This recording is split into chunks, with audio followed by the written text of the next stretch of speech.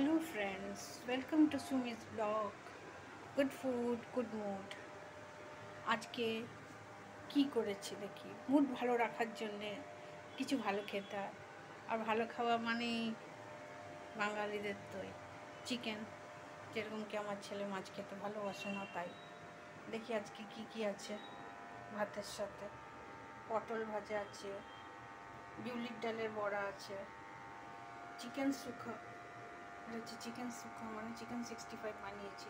হয়েছে কিনা আমি জানি না, আমার ছেলের খুব বানায়, আমি শুনে শুনে চেষ্টা করেছি।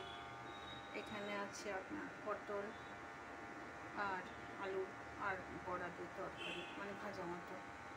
আর এখানেও আছে তোমার একটা গ্রেভি, বড়া দিয়ে গ্রেভি, 2 লিটারের বড়ার গ্রেভি।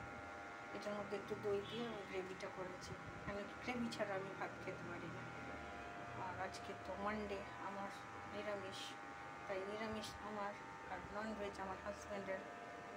আর এখানে আছে চিকেন ডাক বাংলা, টক মিষ্টি, একটুখানি সস দিয়ে বানানো, টমেটো সস দিয়ে বানানো চিকেন ডাক বাংলা। চেষ্টা করেছি, হয়েছে কি না জানি না, এটা তো হাজব্যান্ড বলবে খেয়ে।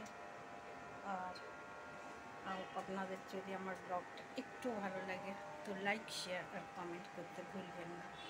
C you.